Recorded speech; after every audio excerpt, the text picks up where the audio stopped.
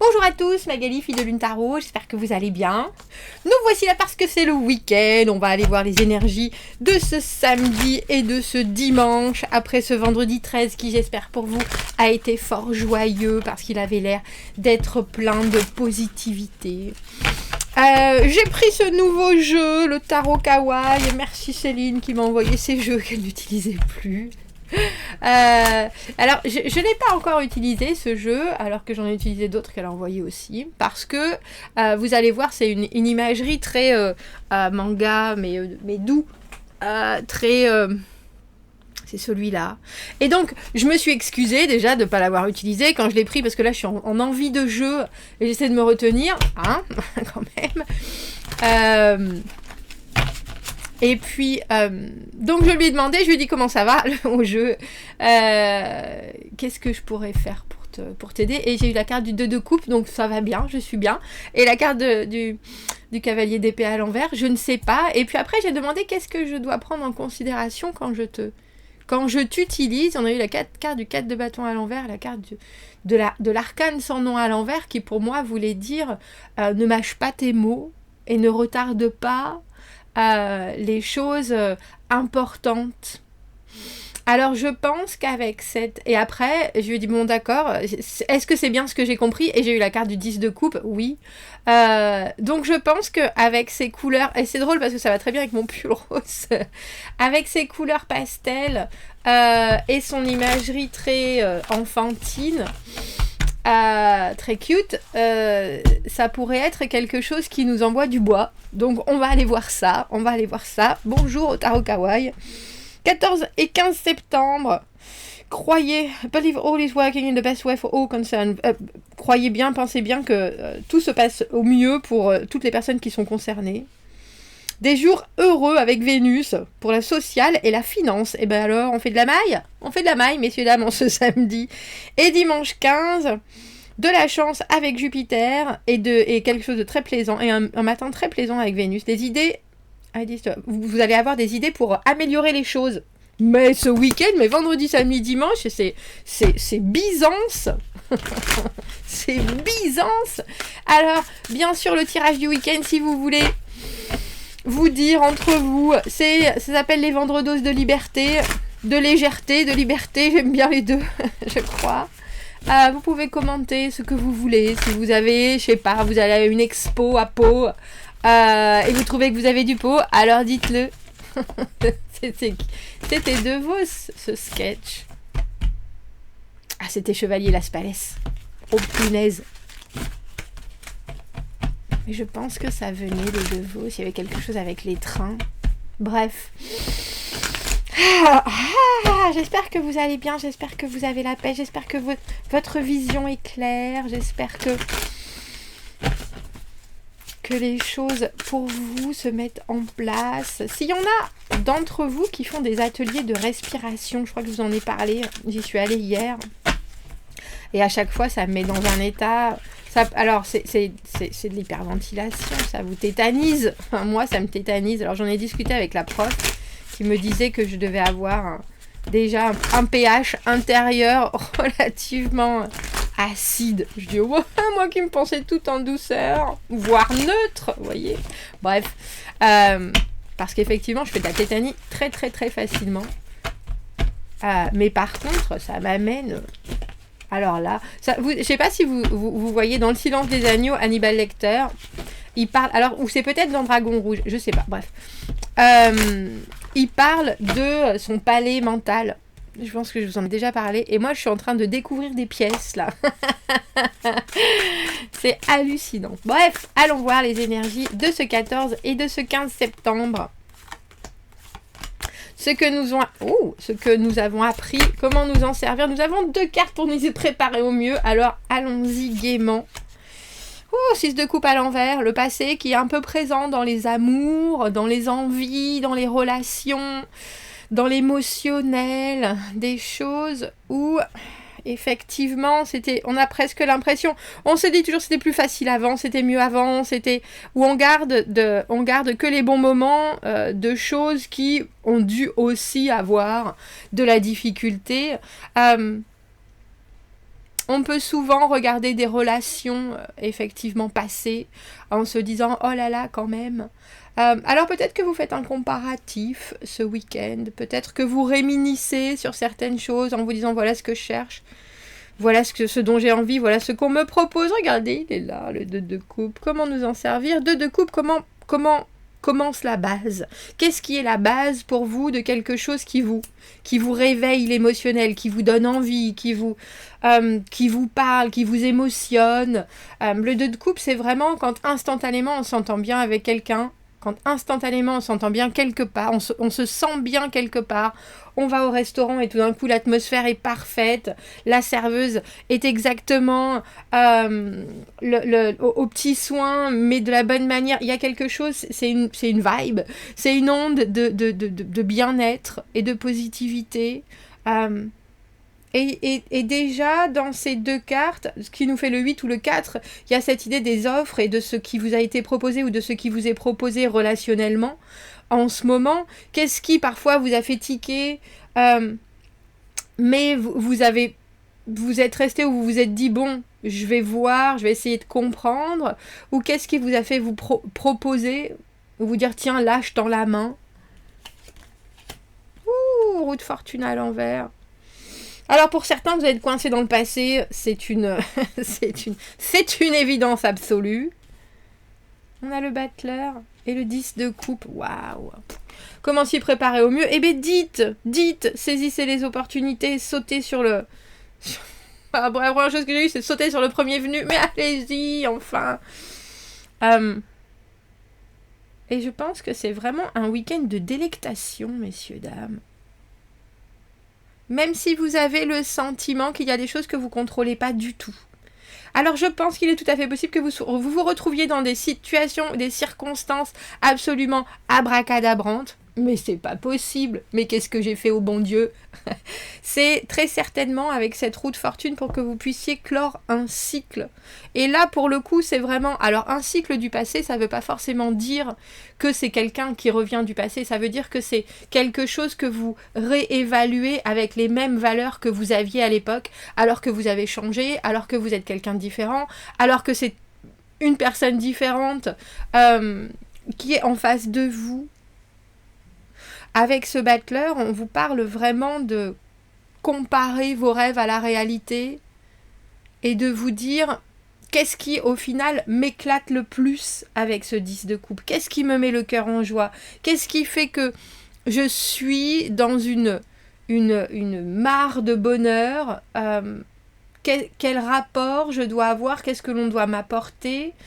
Et qu'est-ce qui fait que parfois je me sens coincée? Qu'est-ce qui est bon pour moi? Qu'est-ce qui est mauvais pour moi? Et que pourtant je trouve habituel. C'est ça aussi, ces cycles de la roue de fortune. Il y a des choses que je contrôle pas, soit. Je les prends en pleine poire, soit. Est-ce qu'à un moment je peux faire tourner la roue et me dire, bon, j'étudie, c'est bon, c'est pas bon, c'était pas bon. Et si au final, cette situation, je suis dedans, quel est mon apport?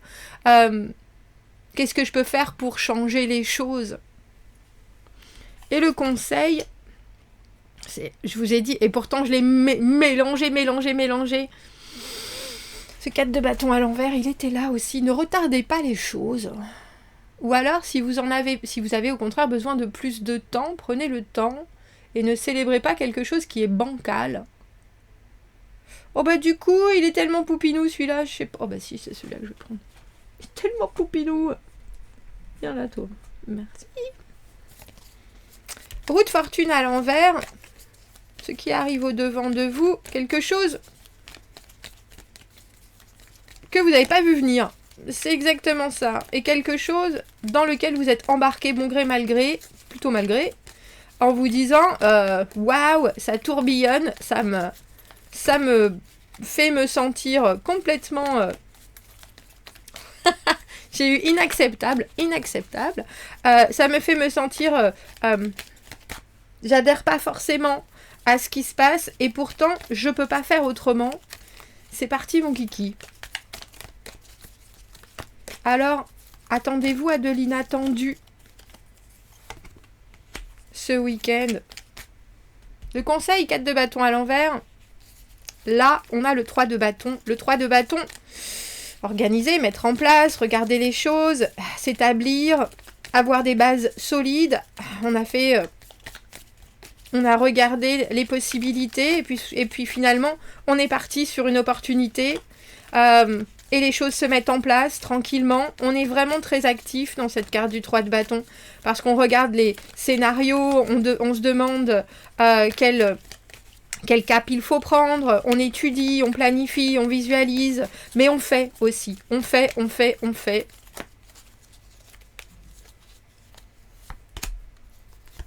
Il était là beaucoup, cet ermite.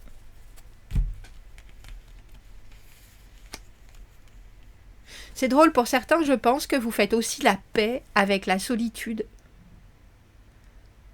avec le célibat, avec le moment... Alors, solitude, célibat, même si vous êtes en couple, vous me dites, Magali, je ne vais pas divorcer. Mais non, il y a aussi un moment où on a besoin presque de se retrouver avec soi, ou alors de voir carrément que même en couple, on est un peu sur un chemin très très personnel. Et il y a une acceptation des choses.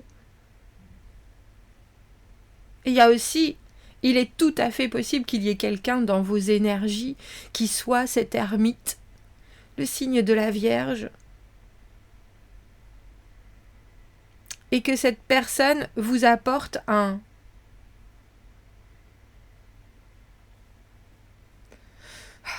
Alors je pense, c'est peut-être une complétude, je ne sais pas s'il existe ce mot, mais je crois que si. En tout cas, avec ce monde, l'idée de... la situation est telle qu'elle est, et maintenant elle est arrivée à son terme de cette manière. C'est comme ça, et ça bouge plus. Y a l'ermite qui est énormément dans sa tête ne fait pas les choses, il étudie, mais c'est un passage d'apprentissage sur soi, sur ce qu'on veut dans la vie. Et avec ce monde, il est joli ce qui vous devient accessible. Parce que c'est un peu comme si les choix que vous avez faits étaient soudainement consacrés.